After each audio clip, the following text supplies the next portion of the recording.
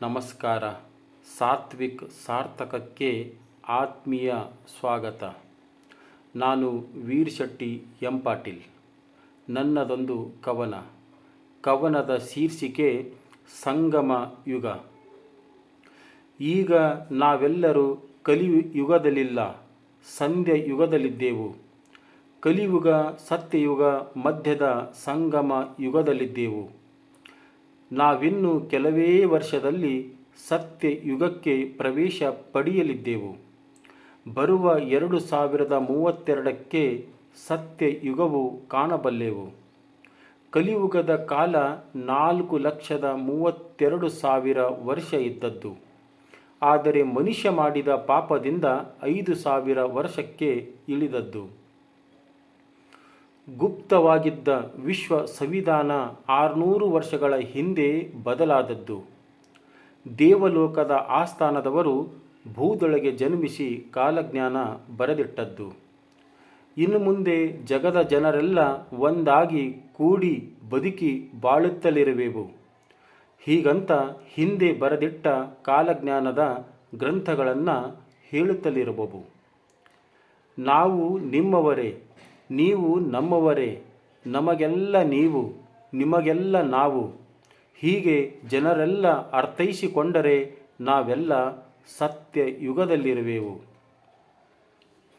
ದ್ವೇಷ, ಕಿಚ್ಚು ಅಂತಿಮವಾಗಿ ತನ್ನಷ್ಟಕ್ಕೆ ತಾನು ಭುಗಿಲೆದ್ದು ನಾಶವಾಗುವವು. ಎಲ್ಲರಲ್ಲಿಯೂ ಸಮಾನತೆಯ ಭಾವ ಮೂಡಿ ಬದುಕು ಹಸನಾಗುವವು. ಈಗ ಮುಂದಿನ ದಿನಮಾನಗಳನ್ನೆಲ್ಲ ದುಷ್ಟರನ್ನು ಕಡಿವಾಣ ಹಾಕುವುದು, ಶಿಷ್ಟರನ್ನು ರಕ್ಷಿಸಿ ಅವರನ್ನು ಧ್ಯಾನ, ದಾನ, ಧರ್ಮದಲ್ಲಿ ತೊಡಗಿಸುವುದು. ಕಲಿಯುಗದಲ್ಲಿ ಪುಣ್ಯ ಮಾಡಿದವರೇ ಕಡಿಮೆ ಕಾಲ ಬದುಕುತ್ತಿದ್ದರಂತೆ. ಪಾಪ ಮಾಡಿದವರು ಹೆಚ್ಚೆಚ್ಚು ವರ್ಷಗಳ ಕಾಲ ಬದುಕುಳಿದರಂತೆ. ಹೆಣ್ಣು ಮಕ್ಕಳ ಆಯುಷ್ಯ ಸುದೀರ್ಘ ಕಾಲ ಇದ್ದದ್ದು ಕಂಡಿದ್ದೇವೆ. ಇಂಥ ಹಲವಾರು ಸತ್ಯತೆ ಬರೆದಿಟ್ಟ ಕಾಲಜ್ಞಾನ ನಿಜವಾಗಿವೆ. ಕೆಟ್ಟ ಗುಣಗಳನ್ನಿದ್ದರೆ ಇನ್ನು ಮುಂದೆ ಹೆಚ್ಚು ದಿನ ಬದುಕುವುದು ಕಷ್ಟವಂತೆ. ಪಶ್ಚಾತ್ತಾಪ ಪಟ್ಟು ಇನ್ನು ಮುಂದೆ ಸುಧಾರಿಸಿಕೊಂಡವರು ಉಳಿಯುವರಂತೆ. ಈಗ ಮತ್ತೊಮ್ಮೆ ಮೆಲ್ಲಗೆ ರೀಫ್ರೆಶ್ ಆಗುತ್ತಲಿದ್ದೆ ಇಡೀ ಜಗವೆಲ್ಲ. ನಿಂತು ಹೋಗಿವೆ ಅಂದುಕೊಂಡಂತೆ ಮಾಡುವ ಮೋಸಗಳನ್ನೆಲ್ಲ. ಮಾನವನನ್ನೇ ಸೃಷ್ಟಿಸಿದ ಆ ದೇವರು ಮಾನವರನ್ನು ಕಾಪಾಡುವ ಧರ್ಮ. ಆದರೆ ಮಿತಿಮೀರಿದವರನ್ನು ಕಾಪಾಡದಿರುವುದೇ ಅವನ ಪಾಪದ ಕರ್ಮ. ವಿಷ್ಣು ನರಸಿಂಹ ಅವತಾರದಲ್ಲಿ ತನ್ನ ಕೈಬೆರಳ ಉಗುರಗಳಿಂದ ದ್ವಾರದ ಮಧ್ಯ ಹಿರಣ್ಯಕಶಿಪುವಿನ ಹೊಟ್ಟೆ ಹರಿದು ಸಂಹರಿಸಿದ. ಈಗ ಅದೇ ತೆರನ ಮತ್ತೆ ವಿಷ್ಣು ಕಲಿಕಿ ಅವತಾರವನ್ನೆತ್ತಿ ವಂಚಕರನ್ನು ಖಡ್ಗದಿಂದ ಕತ್ತರಿಸುವರಂತೆ ಹೇಳುತ್ತಲಿವೆ ಕಾಲಜ್ಞಾನಗಳನ್ನು. ನಮ್ಮಲ್ಲೇ ಮನಸ್ಸುಗಳನ್ನು ಒಡೆದು ಬಿಡುವುದಂತೆ. ದೇಶಗಳ ನಡುವೆ ಯುದ್ಧಗಳನ್ನು ಸಂಭವಿಸುವುದಂತೆ.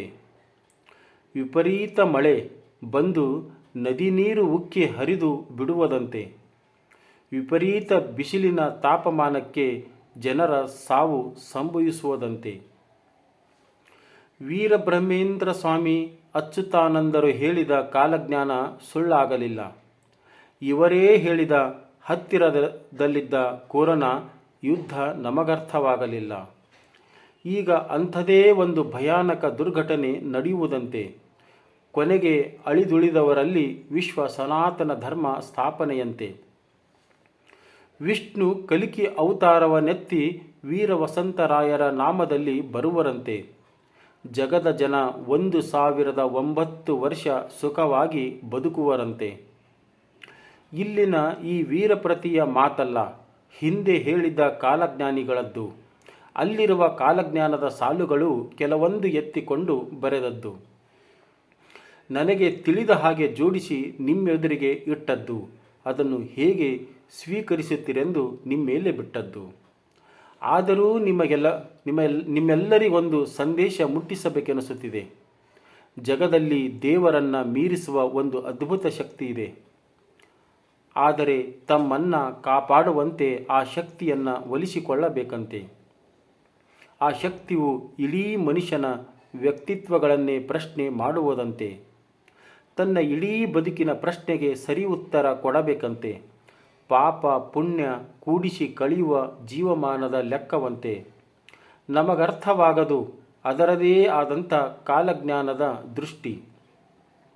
ಅದನ್ನು ಹೇಗೆ ರೂಪಿಸಿಕೊಳ್ಳುವುದೋ ಚಿತ್ರಣ ಈ ಜಗಲೋಕದ ಸೃಷ್ಟಿ.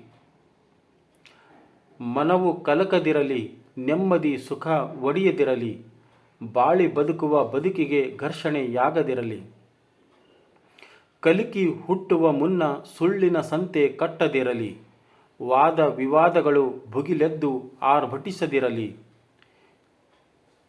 ಈ ಜಗವು ಸುರಕ್ಷಿತವಾಗಲಿ, ಜಗದ ಜನರನ್ನು ಕಾಪಾಡಿಕೊಳ್ಳಲಿ. ಹೀಗೆ ಆ ಶಕ್ತಿಯಲ್ಲಿ ಪ್ರಾರ್ಥನೆ ಮಾಡುವ ಭಾವ ನಮ್ಮಲ್ಲಿ ಬರಲಿ. ಏಕೆಂದರೆ ನಾವೆಲ್ಲರೂ ಕಲಿಯುಗದಲ್ಲಿಲ್ಲ, ಸಂಧ್ಯಾ ಯುಗದಲ್ಲಿದ್ದೆವು.